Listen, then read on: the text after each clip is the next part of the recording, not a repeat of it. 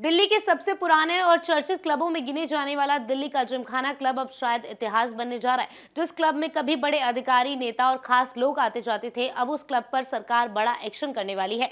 5 जून के बाद इस क्लब की तस्वीर पूरी तरीके से बदल जाएगी। आखिर सरकार इस जिमखाना क्लब पर क्यों एक्शन कर रही है, चलिए आपको बताते हैं इस रिपोर्ट में। दिल्ली जिमखाना क्लब अब मुश्किलों में घिरता हुआ नजर आ रहा है। केंद्र सरकार ने इस क्लब की जमीन वापस लेने की तैयारी शुरू कर दी है। सरकार का कहना है कि ये इलाका बेहद संवेदनशील और हाई सिक्योरिटी जोन में आता है, इसलिए यहाँ निजी क्लब की जगह सरकारी और प्रशासनिक काम होनी चाहिए। जानकारी के मुताबिक दिल्ली जिमखाना क्लब प्रधानमंत्री आवास लोक कल्याण मार्ग के पास मौजूद है। सरकार का मानना है कि इस इलाके में सुरक्षा सबसे बड़ी प्राथमिकता है। ऐसे में यहाँ किसी निजी संस्थान का होना सुरक्षा के लिहाज से सही नहीं है। सूत्रों के मुताबिक सरकार इस जमीन पर बड़े सरकारी दफ्तर और अधिकारियों के लिए रहने की सुविधा बनाने की योजना तैयार कर रही है। कहा जा रहा है कि इस पूरे इलाके को दिल्ली की मोती नगर की तरह विकसित किया जा सकता है, जहां सरकारी आवास और दफ्तर दोनों मौजूद हैं। अब बात करते हैं इस आदेश की, जिसने इस मामले पर चर्चा काफी तेज कर दी है। 22 मई को भूमि एवं विकास कार्यालय यानी कि LNDO ने दिल्ली जिमखाना क्लब का आदेश जारी किया। इसमें कहा गया कि 5 जून तक जमीन सरकार को सौंप दे। आदेश में रणनीतिक जरूरतों और रक्षा व्यवस्था और सार्वजनिक सुरक्षा का हवाला दिया गया।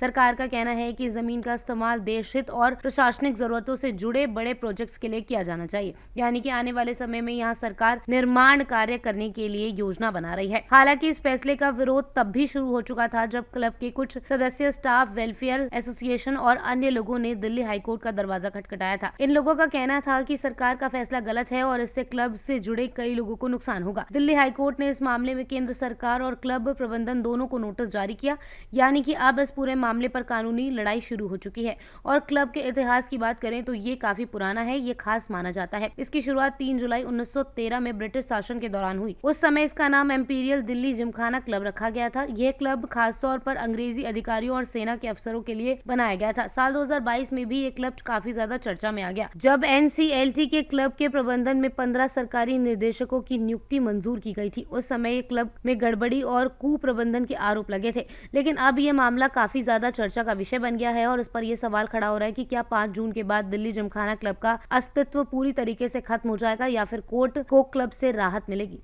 Subscribe now and press the bell icon. Never miss an update.